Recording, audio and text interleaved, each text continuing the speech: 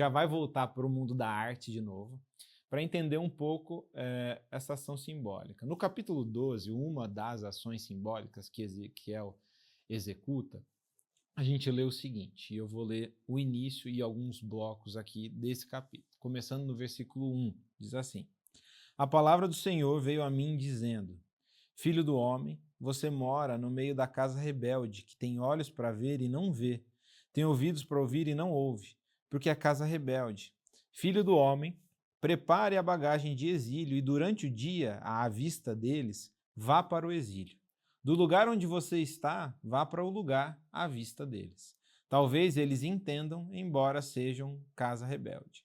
À vista deles, durante o dia, traga para fora a sua bagagem de exílio. Depois, à tarde, saia à vista deles, como se estivesse indo para o exílio. Abra um buraco na parede, à vista deles, e saia por ali. À vista deles, ponha a bagagem nos ombros e saia com ela quando já for escuro. Cubra o rosto para que você não possa ver o chão, porque eu fiz de você um sinal para a casa de Israel. Primeiro bloco, a instrução divina. Na sequência, versículo 7. Como me foi ordenado, assim eu fiz. De dia levei para fora minha bagagem de exílio, depois à tarde, com as minhas mãos, abri um buraco na parede, saí quando já era escuro, levando nos ombros a bagagem à vista deles. Versículo 8. Pela manhã, a palavra do Senhor veio a mim dizendo: Filho do homem, a casa de Israel, aquela casa rebelde, não lhe perguntou o que você estava fazendo? Pois diga-lhes: assim diz o Senhor. Esta sentença refere-se ao que governa em Jerusalém. 3 pontinhos. Olha só que interessante a dinâmica do relato da ação simbólica. E todas as ações simbólicas, basicamente, com pequenas variações do Antigo Testamento, vão seguir esse padrão, que é o comando divino, o relato da execução dessa performance e uma declaração que vai interpretar essa ação. Então Deus fala, ó, faça isso, isso, isso, dessa maneira, desse jeito e tal. Depois, eu fiz isso, isso, isso, conforme Deus tinha ordenado. E por último, isso significa que, Deus falando, né? Essa ação tem esse paralelo, essa outra, isso e assim por diante. É interessante, né? O tanto de paralelos que essa ação simbólica tem e referências a episódios da vida de Israel. Por exemplo, a gente não leu, e até sugiro que você leia o restante ali, né, da explicação do porquê, porque você pode ficar pensando, né, poxa, mas por que Deus pede essas coisas? Na sequência, a gente não leu, mas o próprio Deus vai falar o porquê dele ter pedido aquilo, né, que era para, eu vou resumir, transmitir o que era a experiência do que Israel sofreria com o exílio, que o povo de Jerusalém sofreria com a realidade de exílio, que é sair com as bagagens de exílio, sair por um buraco na parede, mas por que o buraco na parede? Já vamos ver na sequência, sair no meio da noite. Eles preparam uma bagagem, olha só que interessante o paralelo dessa ação de preparar uma bagagem de exílio com Jeremias 46, 13 e 19. Palavra que o Senhor falou ao profeta Jeremias a respeito da vinda de Nabucodonosor, rei da Babilônia, para atacar a terra do Egito. Então, ó, palavra a respeito de Nabucodonosor atacando o Egito. Prepara a sua bagagem para o exílio, ó moradora, filho do Egito, porque Mênfis se tornará em desolação, ficará em ruínas e desabitada. Então, olha só que interessante, uma mensagem para o Egito, que Deus dá, em relação à invasão babilônica.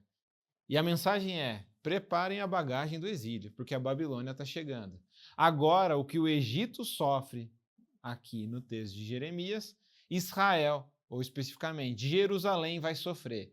Preparar a bagagem do exílio para sair para o exílio. A menção de um buraco na parede, olha que interessante, de novo em Jeremias, mas no capítulo 39, 2 a 8, como é descrito a invasão da Babilônia, como é descrito o episódio do exílio. Era o 11º ano do reinado de Zedequias, no 4º mês, aos 9 do mês, quando foi aberta uma brecha na muralha da cidade. Os caldeus queimaram o palácio do rei e as casas do povo e derrubaram as muralhas de Jerusalém. Os caldeus, os babilônicos, adentrando a cidade de Jerusalém através de um buraco, uma brecha feita na muralha.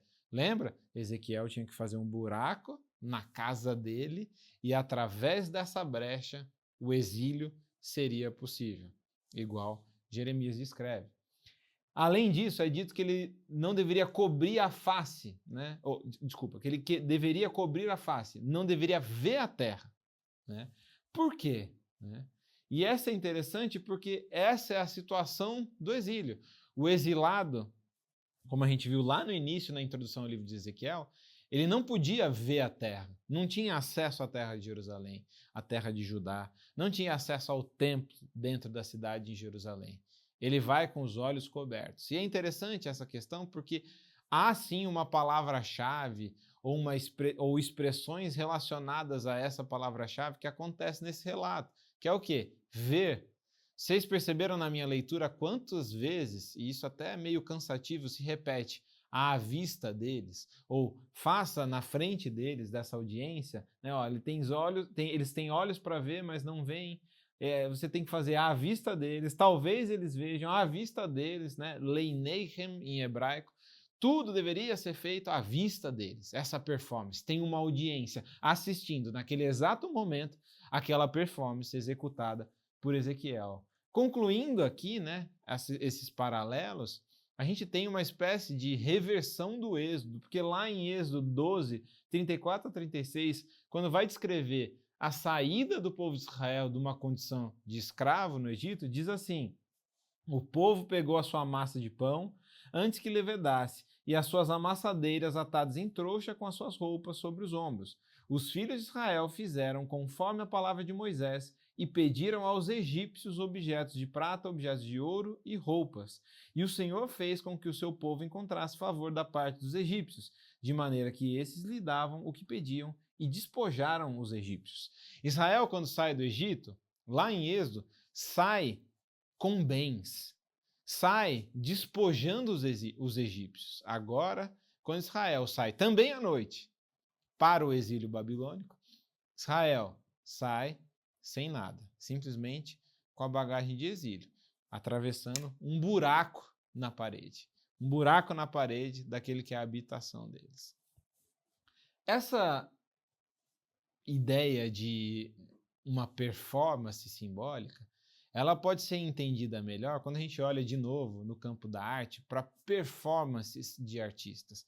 E aqui eu não estou falando de teatro, não, tá? É a performance.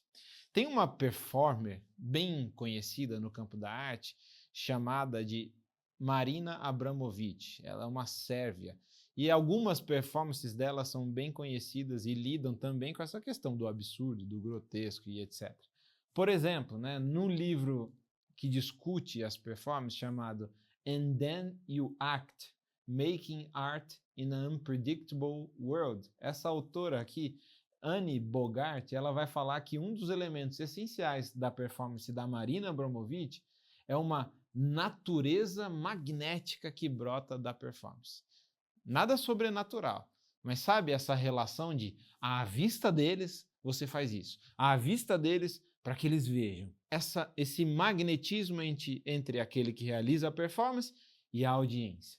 Na performance, pela capacidade de alterar as estruturas de tempo, porque você fica preso àquela performance, a audiência ela é afetada por uma espécie de empatia compartilhada entre artista e audiência.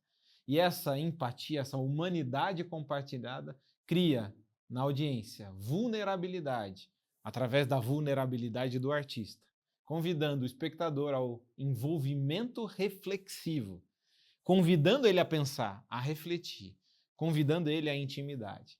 Então, não sei se vocês já viram, mas essa foi uma das performances mais conhecidas da Abramović, quando lá em 2010, no MoMA, né, Museu de Arte Moderna, lá em Nova York, essa performance chamada O Artista Está Presente foi executada. Ela consistia no quê? Na troca de olhares entre os visitantes e a artista. Ela ficava sentada numa mesa, em 2 cadeiras, no museu, e essa, na verdade, foi uma exposição que ocupou vários andares do museu, né, envolvendo a história da obra da artista, etc.